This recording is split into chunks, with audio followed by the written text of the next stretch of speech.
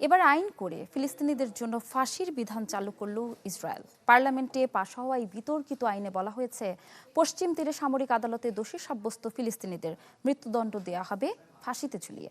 তবে একই অপরাধে ইহুদি নাগরিকদের ক্ষেত্রে এই আইন প্রযোজ্য নয়। এই বৈষম্যমূলক আইনের বিরুদ্ধে ইতোমধ্যে সোচ্চার হয়েছে জাতিসংঘ, ইউরোপের শীর্ষ দেশগুলো এবং আন্তর্জাতিক মানবাধিকার সংস্থাগুলো।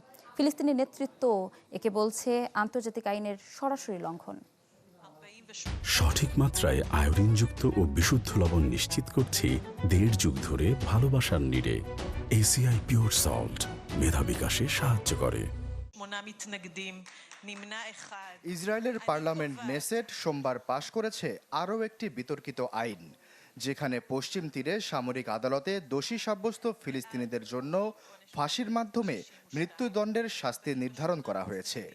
120 আসনের নেসেটে আইনটি পাশ হয় 62 বনাম 48 ভোটে।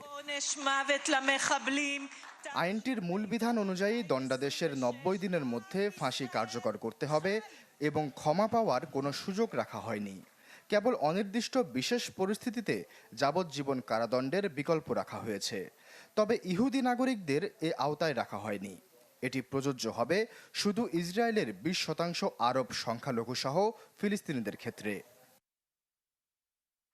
আইনটির মূল প্রবক্তা উগ্র ডানপন্থী জাতীয় নিরাপত্তা মন্ত্রী ইতামার বেন-গভির।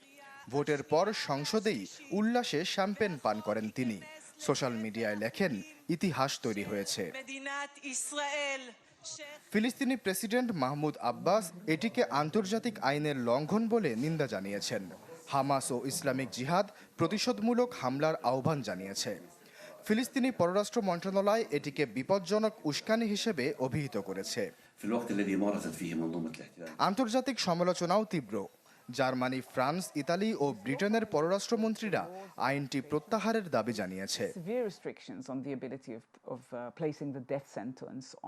জাতিসংঘের মানবাধিকার দপ্তর আইনটি তাৎক্ষণিক বাতিলের আহ্বান জানিয়ে বলেছে, এটি বর্ণ বৈষম্য ও নিষ্ঠুর শাস্তির আন্তর্জাতিক নিষেধাজ্ঞা লঙ্ঘন করে। অ্যামনেস্টি ইন্টারন্যাশনাল এটিকে মানবাধিকারের প্রতি সীমাহীন অবজ্ঞার প্রদর্শনী বলে নিন্দা জানিয়েছে এবং স্মরণ করিয়ে দিয়েছে যে ইসরায়েল 1954 সালে হত্যার দায়ে মৃত্যুদণ্ড বিলুপ্ত করেছিল। কাউন্সিল অফ ইউরোপ এটিকে গুরুতর পশ্চাদপসরণ বলে অভিহিত করে পরিস্থিতি পর্যবেক্ষণের ঘোষণা দিয়েছে। ইসরায়েলের নাগরিক অধিকার সংস্থা এরই মধ্যে আইনটির বিরুদ্ধে সুপ্রিম কোর্টে আপিল করেছে। আশ্বাস চৌধুরী, চ্যানেল 24।